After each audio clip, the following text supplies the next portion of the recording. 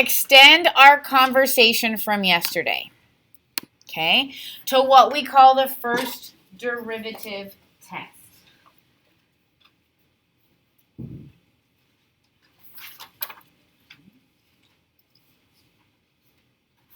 So we've talked about critical points, right? Now,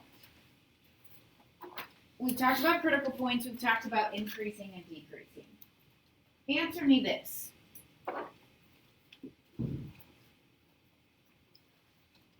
What is occurring when a function goes from being increasing to decreasing? What occurs when a function goes from increasing to decreasing? Okay, we have a horizontal tangent. We have a peak. What do we call that peak? Right here, these are what we would call relative maximums, right? Monday we talked about it absolute, but these would be relative maximums. Okay, so if we have a continuous function and our derivative changes from positive to negative, what would that tell us?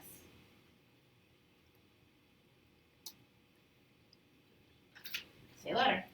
That there's a maximum. That's half of the first derivative test. Please write this right here. The first derivative test, okay, at a critical point, if our derivative changes from positive to negative, dang it, I did this in the wrong order, didn't I? That says minimum up there, doesn't it? Okay, I got so excited. When our derivative changes from negative to positive, that means our function is changing from decreasing to increasing.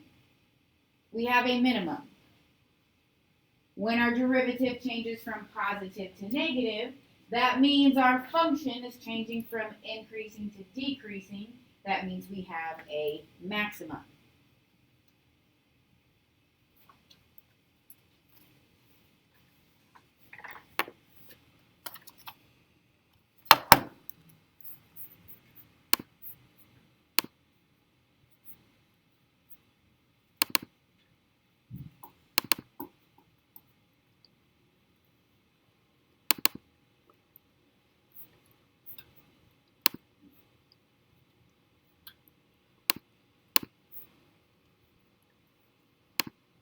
Okay, so all we're going to have to do in order to determine this is take exactly what we did yesterday and answer one more question.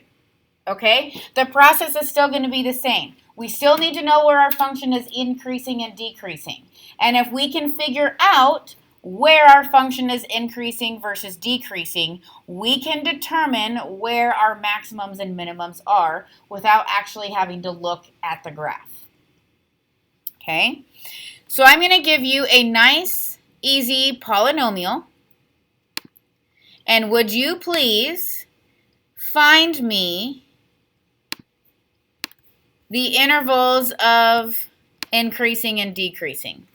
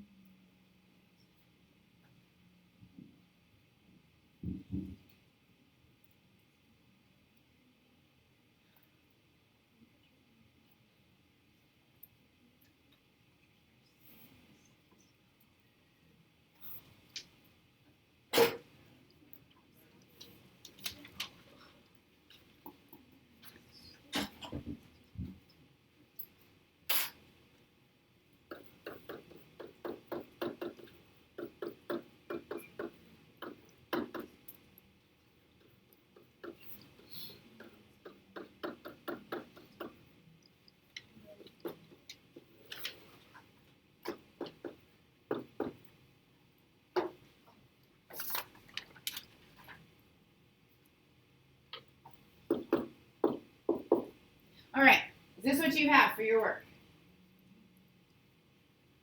Okay, we have critical points at 2 and negative 2. When we put them on our number line, our derivative is positive before negative 2. It is negative in between negative 2 and positive 2, and then it is positive after 2.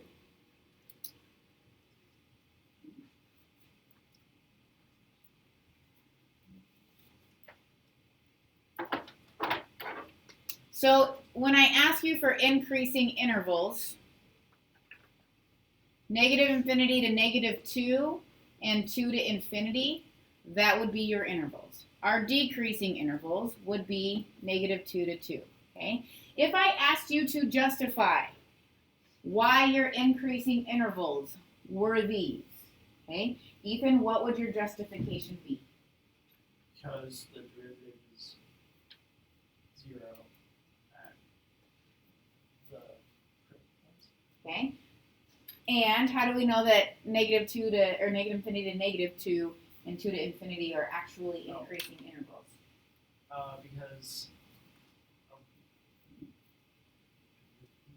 Because if it changes from one to another, so you're like way ahead of me. We're going to get to that justification in a moment.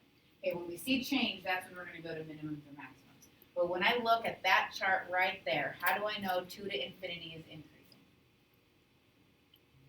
because you try for it.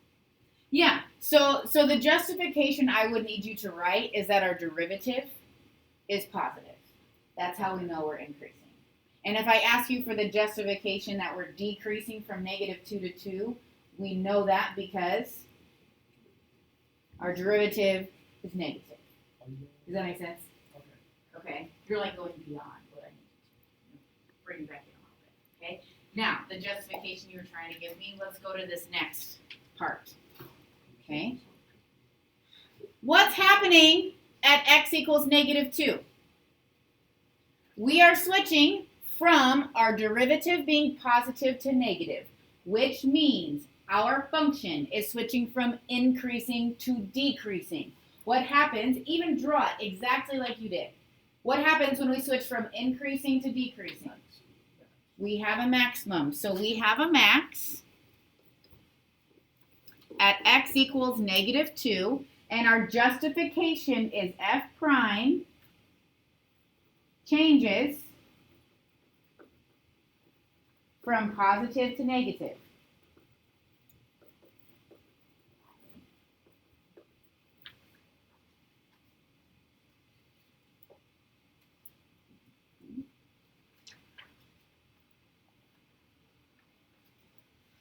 What's happening right here? Our derivative changes from negative to positive, which means our function is changing from decreasing to increasing. Draw it in the air if you have to. At x equals 2, we have a minimum because f prime changes from negative to positive. That's your justification. Every time you do the first derivative test, we're using our first derivative to test for minimums and maximums. Anytime you have a maximum, this is your justification. Anytime you have a minimum, this is your justification. Notice how it's a sentence and I use full words. I don't use symbols. Like I don't use plus and minus. I actually write positive and negative. That will be important when I ask you to justify. Okay.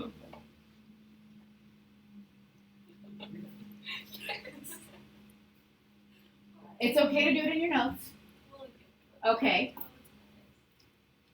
Because the AP test looks for complete sentences. Okay, so I want to trade. You don't have to write in math very often. So when we do it, let's make it worth it. Okay.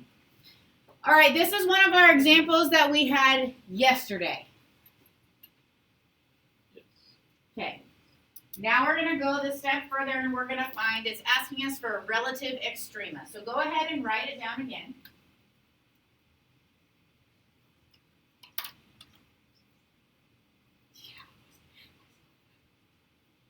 Okay. Now on the slide before, I asked asked you for the x-coordinate of the relative minimum and maximum. Here I'm actually asking you for the relative extrema, okay? So we actually want the full coordinate, okay? That's what we're going to end up doing, okay? So yesterday, we figured out that this derivative was 2/3 x squared minus 4 to the negative 1/3, and we rewrote that to be times 2x, right? So we rewrote that to be 4x over 3 x squared minus 4 to the 1/3, okay? And we figured out that our derivative was 0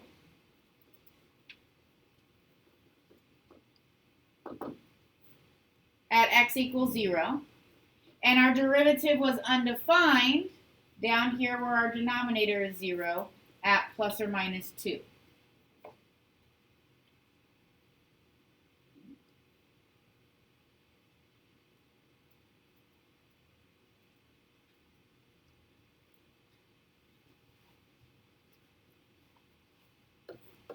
We made our number line.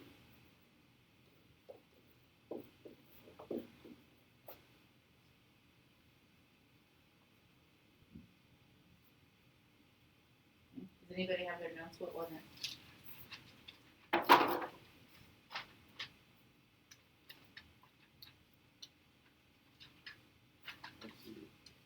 Oh wait. No, never mind. Is this our example from yesterday? It is, right? Okay. Oh, ours had 9? Yeah. Still no, It'd be the same graph, right? Yeah. Okay. Okay. So ours had x squared minus 9. This one's x squared minus 4. But it's going to be the same graph. It just has its x-intercept a little different. Okay. So I'm just going to make a little note to myself. Our derivative is changing from negative to positive. So our function is changing from decreasing to increasing. What's happening here? It's a relative minimum. Okay, same thing is happening over here, right? Our derivative is changing from negative to positive, so our function is changing from decreasing to increasing, okay? Here, at x equals 0, it looks like our derivative changes from positive to negative. We interpret that as our function is changing from increasing to decreasing, so we know that we have a relative maximum there, okay? I'm just making notes to myself. So if I want our relative minimums, we know those occur when x is negative 2 and x is positive 2. If I wanted the full coordinate, like maybe I eventually want to graph this, which we'll do next week, how would I find the y-coordinates? The numbers Okay, where at? Where would we plug them in? in the original equation. Into the original, because we want to know what's happening on the function. So when we plug negative 2 in for x, what happens? And when we plug in 2? Okay. So at negative 2 comma 0 and positive 2 comma 0, we have relative minimums. Okay. This is the one that I graphed on my graphing calculator, right? It looked like this. Right? So that's what's happening right there. Now we know the coordinates for that. Okay? Then our maximums, or I guess maximum, is occurring at x equals 0.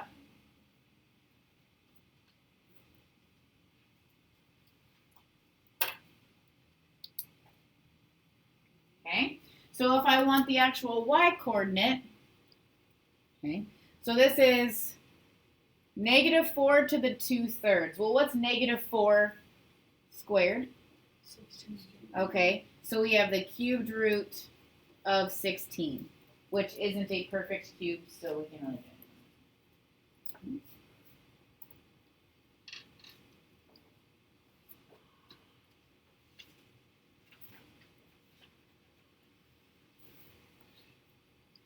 Okay, so really, have we done Any new math today? Okay, we did exactly what we did yesterday. We're just interpreting one more thing about it.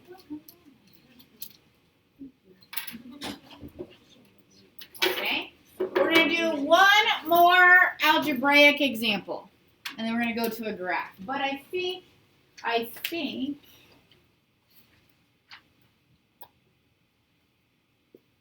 I'm going to change the example, if that's okay with you. F of x is x squared plus 1 all over x. That's what I want to do.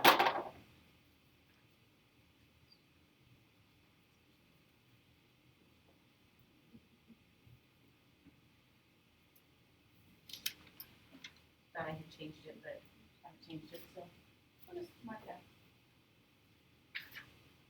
Okay, I'm going to give you a minute and a half to find the derivative and simplify it.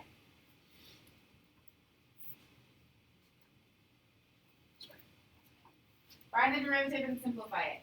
You can compare it to your neighbors just to make sure you agree.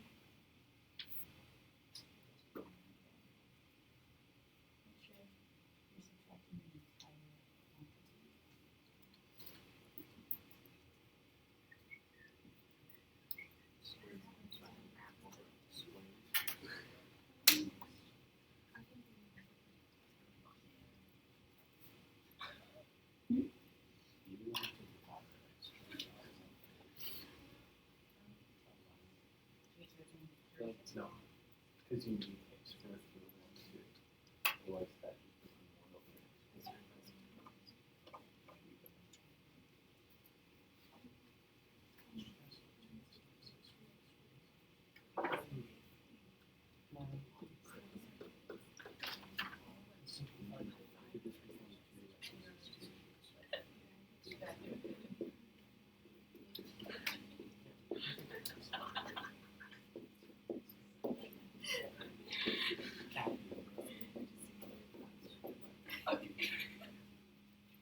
Are you getting x squared minus 1 over x squared?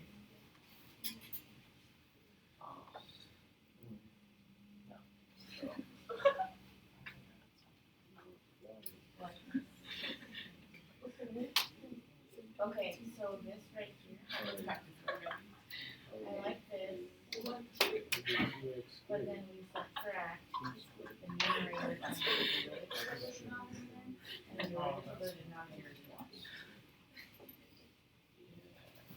Okay, so if we want our critical numbers,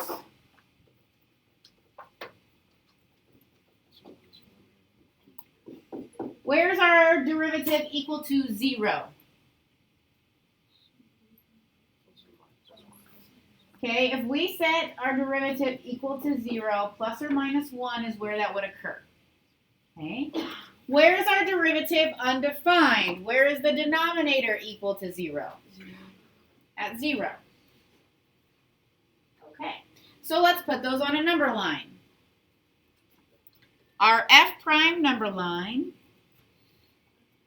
-1, 0, 1.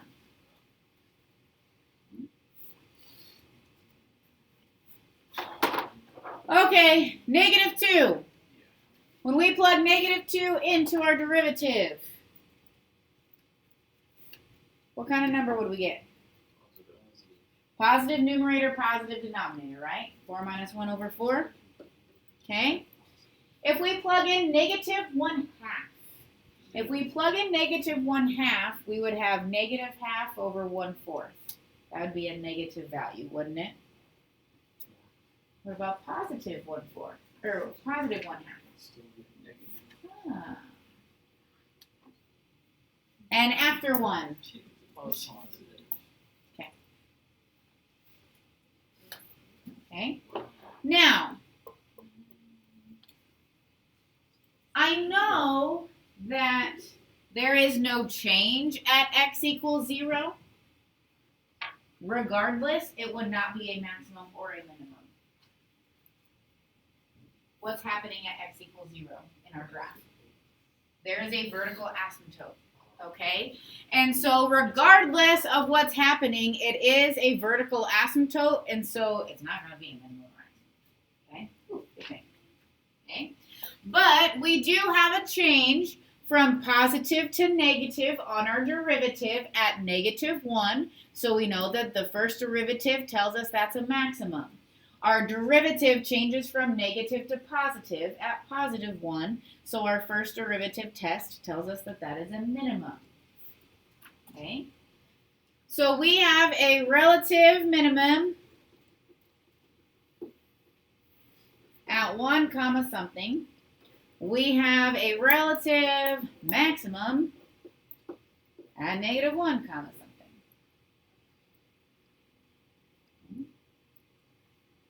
We got to plug these back into the original function. So what, 2 and -2? Sound good to you?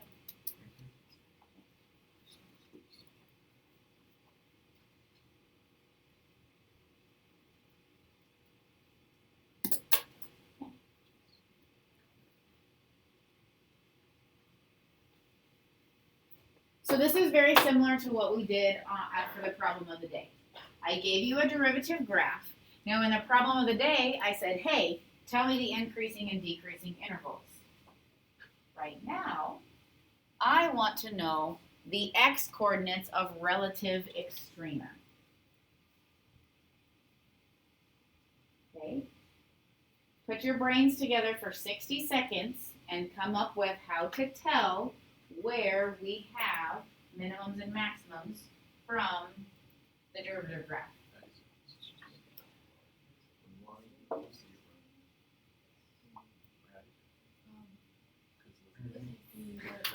Not where it curves, but where it changes from positive to negative. So we use -1, 0. Just like So we do this.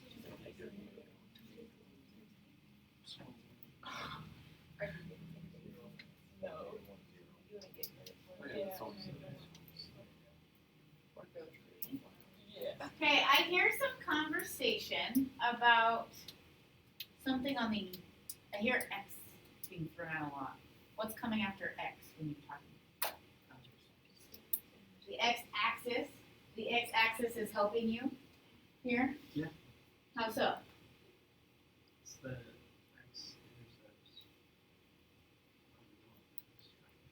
Okay. So right here, here, and here are the places where you see the derivative changing, right? And if it helps you, make a derivative. You don't have to do this, but some people find it helpful. The derivative is 0 at 0, -1, and 1. And to the left of 0, we have positive values for our derivative. To the right, in between -1 and 0, we have negative derivatives. Okay, and you can look at what your derivatives are. You don't have to write this, but you can at least figure out that, hey, our derivative is changing from positive to negative. So I know that we have a relative maximum at -1 and at +1. I see that our derivative is changing from negative to positive right here at 0. So our first derivative test tells us that x equals 0 would be a minimum.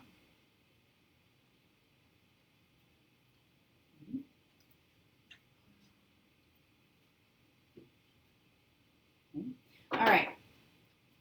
I'm going to give you something to practice, okay?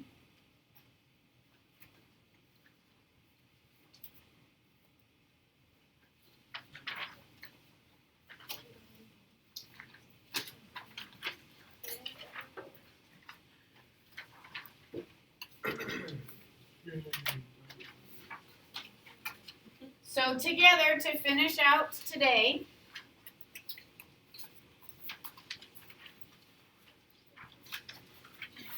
I want you to take number 1 and number 3. Number 1 and number 3, they have the same graph. Do you see that? But number 1, the graph is the function. Number 3, the graph is the derivative. Take 3 minutes and get those answers filled in. Together, work together.